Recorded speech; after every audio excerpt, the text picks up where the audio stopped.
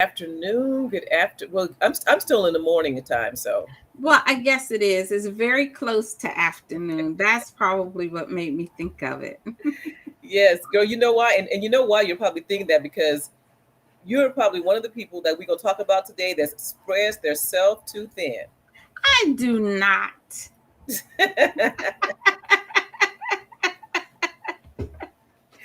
If you are a business owner, starting a business, running a nonprofit, have a family, going to school, working a full time job, wanting to have some, you are probably spreading yourself way too thin. So I know This you are. this is true. This is true.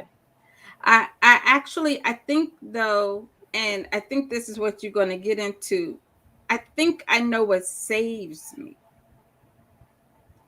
So let's just kind of talk about it real quick. Like running yourself thin kind of shows up in sleeping too much, always being tired, so low energy, right? Hmm. And then it'll show up in mistakes.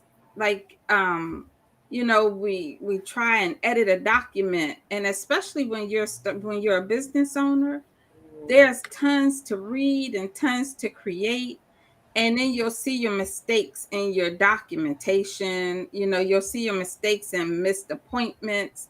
You'll see your mistakes in getting your times confused and those sorts of things. Hmm. So running yourself, spreading yourself kind of thin shows up in all kinds of ways. Sacrificing family events for work, or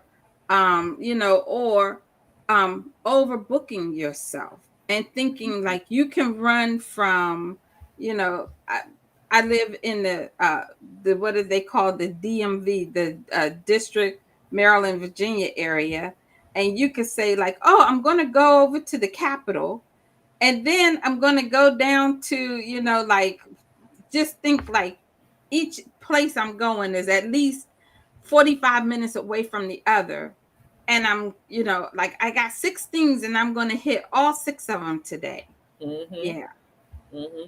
Yeah, you can't run yourself thin, and that's what we do when we're starting our nonprofit. We and running our nonprofit, we're always spreading ourselves thin. And I will one of the things that I'm learning to do, because as you know, as I'm building the nonprofit club or nonprofits rocking the world, as I'm building, I'm I'm all over the place running myself thin.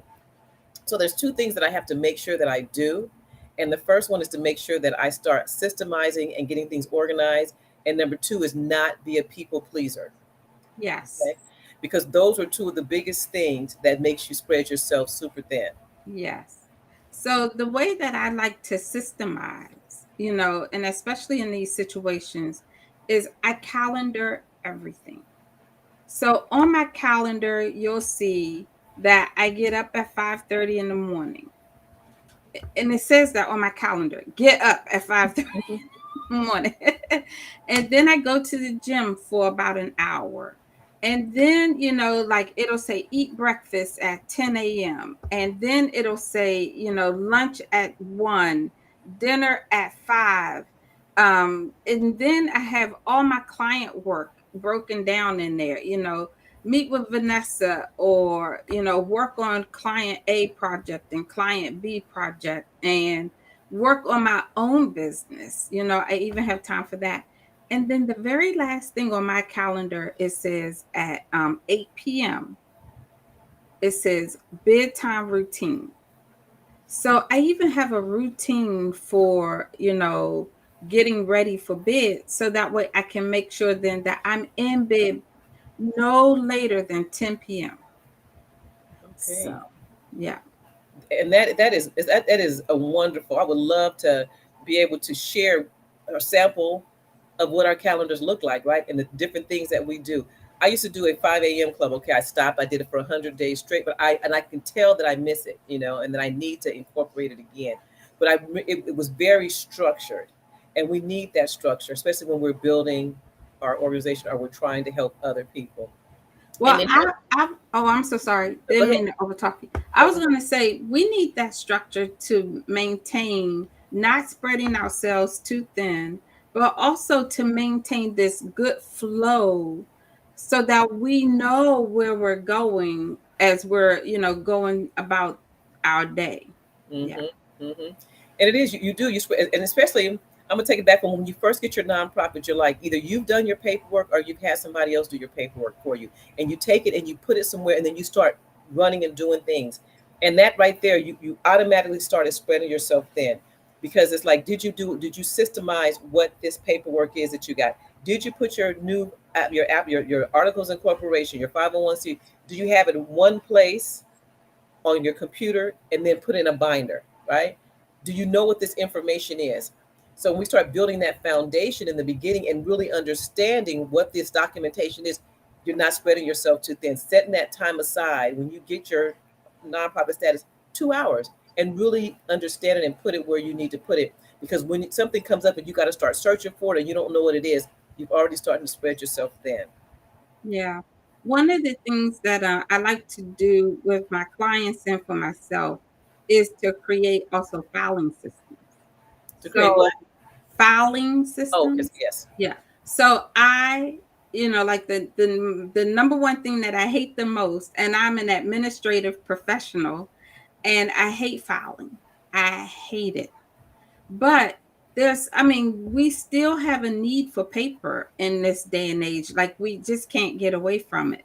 I may not necessarily print everything that comes through. I may file it electronically and then file it in the filing cabinet. But yes, so creating some kind of filing system is, very important, especially for those important documents that come through. Yeah. Okay, so I'm going to ask something of you, and I'm just going to ask you because one thing for me is I'm that person, paper here, paper there. I have all kinds of stuff that I'm using to organize myself, and it's so challenging. Would it be great if we could get Antoinette to just maybe show us a simple system on how she files or what she thinks is filing, maybe to do a behind the scenes? Sure. Okay, okay, that would be wonderful, and it wouldn't take any more than what, 15 minutes, maybe. Yeah. Okay, okay. So we'll set that up to do it behind the scenes, and we'll let you know. We'll send out an email. We'll set up a day, and then just Yeah. look behind the scenes and show you this is the things that you really need to do and start now. Especially if you're just starting your nonprofit, you're starting any business that you have. Is let's start setting the systematic foundation. Yeah. Yeah. Absolutely. The Okay. one last thing I want to say too about spreading yourself too thin. It does happen. I was teasing Vannessa saying this. That doesn't happen to me, but of course it does. It happens to everyone. But one of the things that has absolutely saved me is having my gym time in the mornings. So you're going to have to find, and I think it's whatever you start your day with, you're going to have to find that thing that you can start first thing in the morning that kind of sets the tone for the rest of your day. So for me, if I don't get up at 5:30 or 6 o'clock, whichever one, and I don't, but the point is, if I don't get myself out of the house by 6:30, I'm not going to have as productive of a day because I will not have started out productively. So Okay. find that thing and commit to it. And like you said, you did the 5:30 club. Did you do that with other people?